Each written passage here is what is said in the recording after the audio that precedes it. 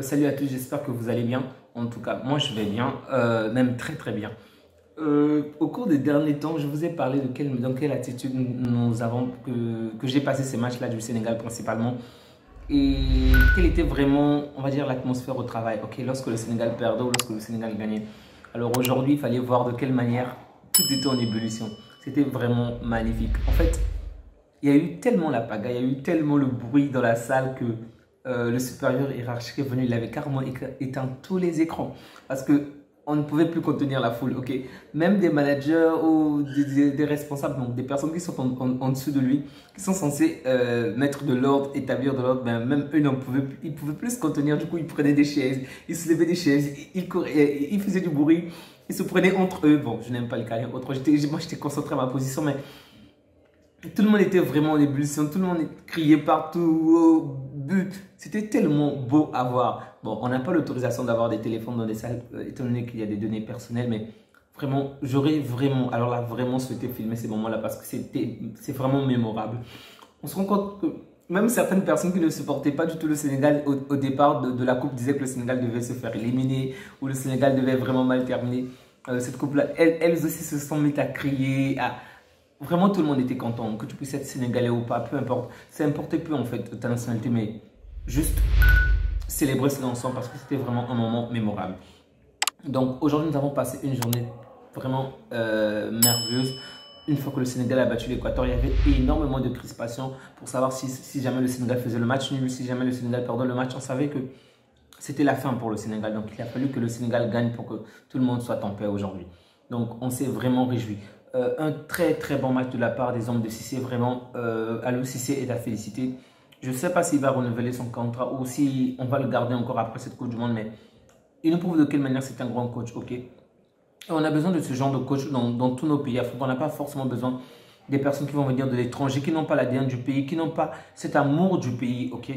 Généralement, dans la plupart des pays, et en tout cas, c'est pour ça aussi qu'il faut féliciter les 5 équipes qui participent à cette Coupe du Monde, c'est que parmi eux, tous les coachs sont africains. Ça, c'est vraiment intéressant.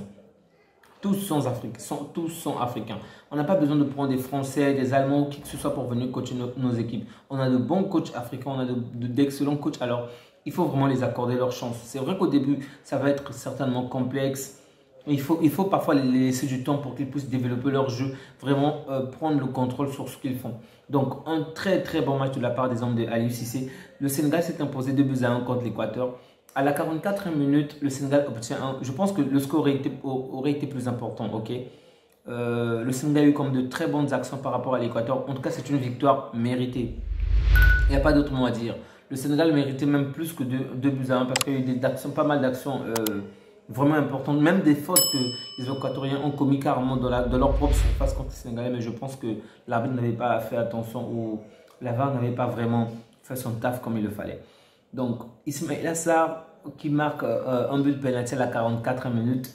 Et ensuite, en seconde période, c'est l'Équateur qui égalise.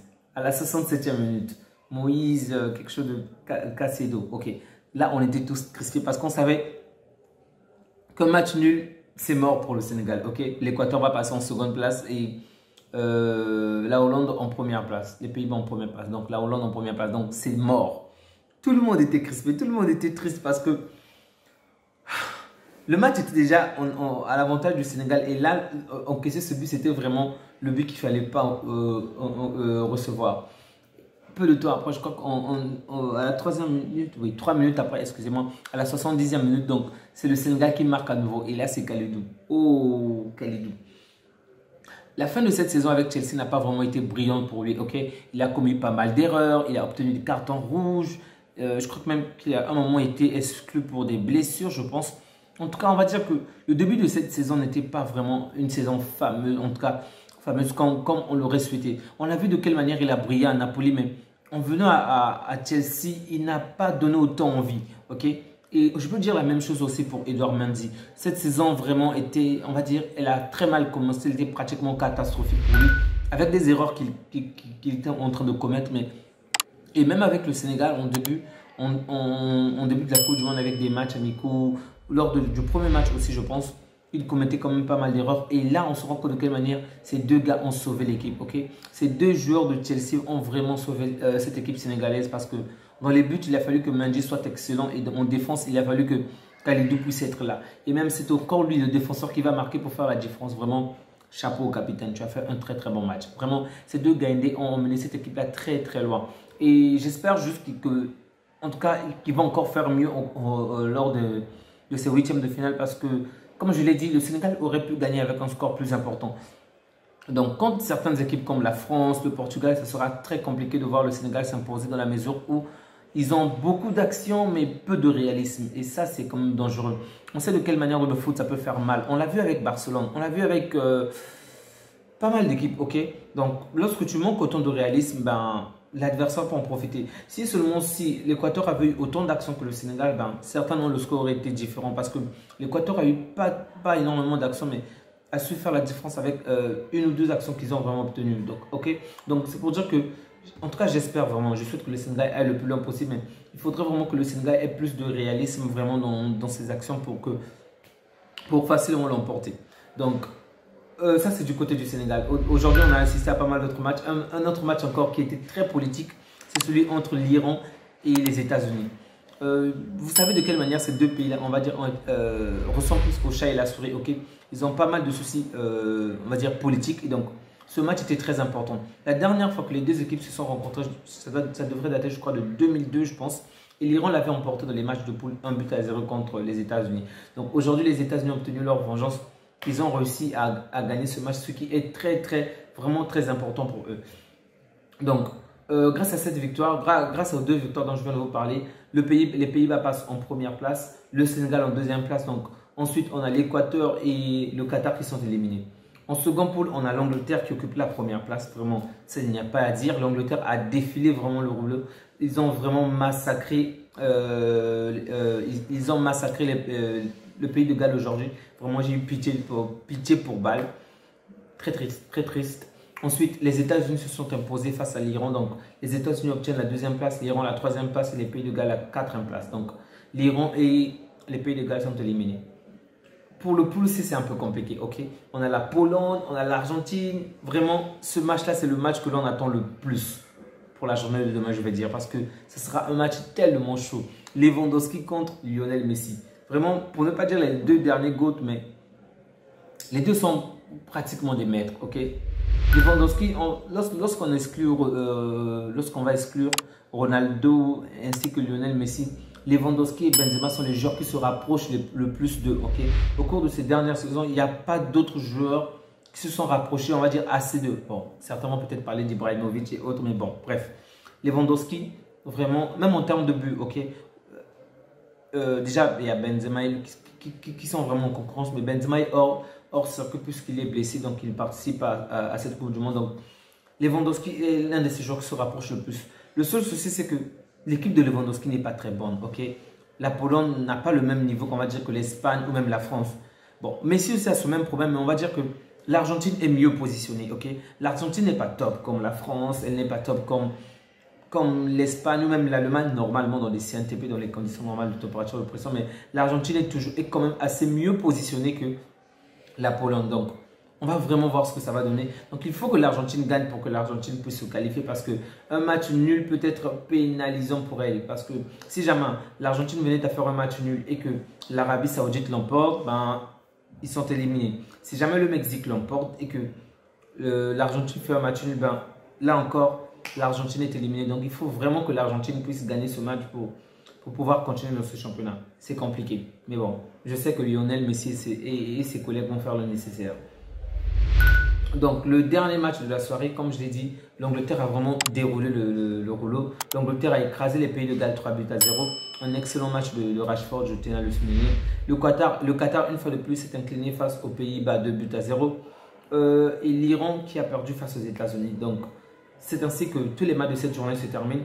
Ensuite, hier et avant-hier, je n'ai pas eu à faire des vidéos parce que je ne pouvais pas le faire. Mais je tiens à faire un petit résumé concernant la journée d'hier. Donc, le Cameroun qui, au départ, menait 1-0, s'est vu écrasé par la Serbie. La Serbie a repris le dessus et a vraiment commencé à marteler sur cette équipe camerounaise qui suffoquait pratiquement. Okay? Donc, la Serbie menait 3-1 et il a fallu que les Camerounais, ok, les Lions indomptables s'éveillent à nouveau et aillent à la bataille. Donc, le Cameroun a su obtenir ce match nul, 3 buts partout, même s'il aurait pu gagner, ok. Malheureusement, ça n'a pas suffi. Donc, 3 buts partout. Donc, grâce à cela, le Cameroun est encore dans la course. Mais il faut que le dernier match, que le Cameroun aussi puisse l'emporter. Si jamais le Cameroun perd, ben, c'est terminé pour elle. Un match nul aussi serait vraiment une défaite pour elle. Le Ghana, part de son côté à lui, il a remporté le match. Okay. C'était pas du tout facile contre la Corée du Sud, mais bon, le Ghana a fait le nécessaire. Ils ont remporté, je crois, dans les dernières minutes. Okay. Ils ont pratiquement marqué 2 buts. Donc, c'était vraiment très, très beau à voir.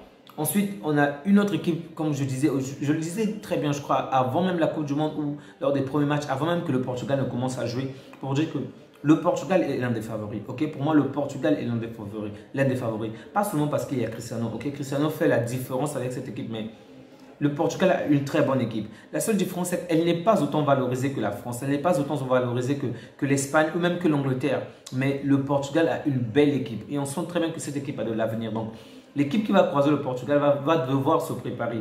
Parce que le Portugal fait vraiment le taf. Et là, ils ont emporté 2 buts à 0 contre l'Uruguay. Ben, c'était vraiment normal de les voir gagner parce qu'ils le méritent vraiment. Donc, pour cette 3e journée qui va commencer, je crois, demain, oui, la 3e journée va commencer demain, ça sera vraiment, alors là, vraiment, vraiment chaud.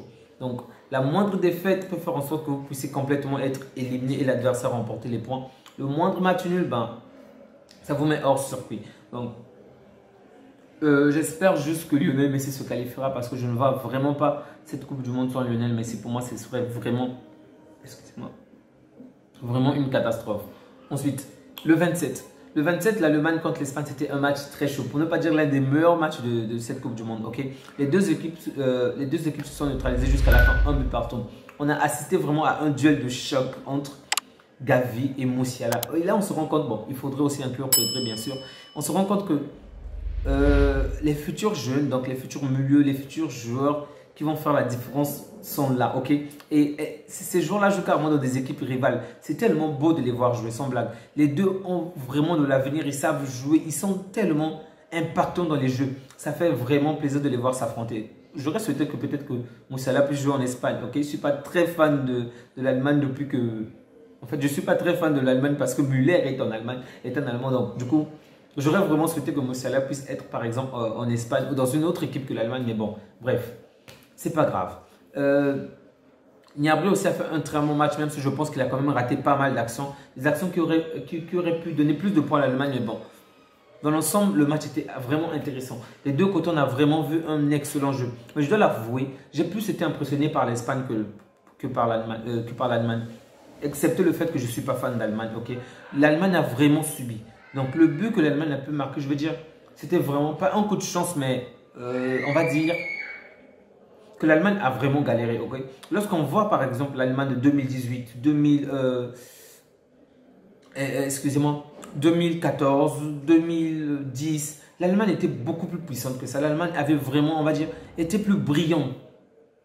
Cette équipe était plus brillante que cette équipe qu'on a aujourd'hui. Mais aujourd'hui, elle est moins impactante. Okay. Elle fait de moins en moins peur. Ce n'est pas pour rien que le Japon l'a battue. Okay. Donc, l'Espagne avait vraiment déroulé un excellent jeu. Les Allemands, on va dire, attendaient, ils étaient vraiment...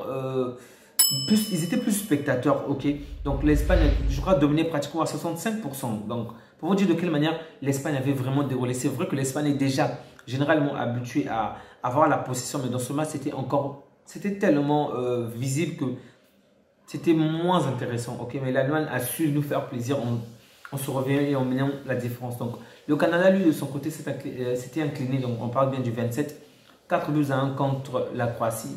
Bon, c'était un peu à attendre parce que la Croatie est quand même une très bonne équipe. Mais le choc de la journée du 27, c'était vraiment la victoire du Maroc contre la Belgique. Donc, le Maroc l'a emporté 2 buts à 0 contre la Belgique. Pour la Belgique, je crois que c'est pratiquement mort. Okay? Je ne vois vraiment pas comment la Belgique pourrait faire pour s'en sortir. Quant au Costa Rica, il a emporté contre le Japon. Ce que les gens ne comprennent pas, c'est comment le Japon a pu perdre contre le Costa Rica. On ne peut pas comprendre qu'un jour que vous réussissez à tuer un lion pour vous faire bouffer par un canard. Okay, ça n'a aucun sens vraiment. On ne sait pas ce que le Japon a fait, mais vraiment, ça n'avait aucun sens. Le Japon avait battu l'équipe la plus forte, la plus puissante du groupe. Okay? Et elle s'est fait bouffer par le Costa Rica. Vraiment. c'était triste. Mais bon, c'est ça le foot qu'on aime. Il y a vraiment des choses à laquelle on s'y attend point. Mais bon, c'est le foot, on n'y peut rien. Vraiment, on va maintenant parler de la dernière journée, comme je l'ai si bien dit, où tout sera vraiment remis en cause. Donc, pour ne pas me répéter, demain, il y aura le match de la France contre la Tunisie, le Danemark contre l'Australie, l'Argentine contre la Pologne, en tout cas le match de la soirée. Et enfin, le Mexique contre l'Arabie Saoudite. Donc, j'espère vraiment pour Lionel Messi qu'il va remporter ce match. Je souhaite que Lewandowski aussi puisse se qualifier, bien sûr, mais ma priorité pour ce match, c'est vraiment Messi et voir Messi se qualifier en premier lieu, ensuite Lewandowski. D'accord, donc je vais m'arrêter là. J'espère que vous aussi vous allez faire vos pronostics. En tout cas, donnez-moi vos pronostics à vous. Je pense que l'Argentine va l'emporter à 2-1 ou 2-0. On va dire 2-1, ok. Vous de votre côté, n'hésitez surtout pas à me donner les pronostics. Du côté de la France contre la Tunisie, Didier Deschamps va certainement va mettre énormément de jeunes. Je pense qu'il va faire reposer assez des anciens et les laisser un peu de temps pour eux. Parce qu'ils ont déjà remporté cette compétition du moins. Ils ont déjà remporté la première partie, donc ces jeunes se sont déjà qualifiés, il n'y a pas vraiment de défi pour eux. Donc du coup, je ne pense pas qu'il va mettre toute son équipe, okay, toute sa charnière, surtout que les Français n'arrêtent pas de se blesser ces derniers temps. Donc ce sera vraiment pour lui un moyen pour mettre de nouveaux joueurs, pour essayer on va dire d'autres systèmes en fait. C'est un peu ça. Merci énormément d'avoir suivi cette vidéo. Merci d'avoir été avec moi du commencement à la fin. Je vous souhaite vraiment une agréable soirée, une bonne semaine. Prenez bien soin de vous ainsi que de vos proches. Au revoir, à bientôt.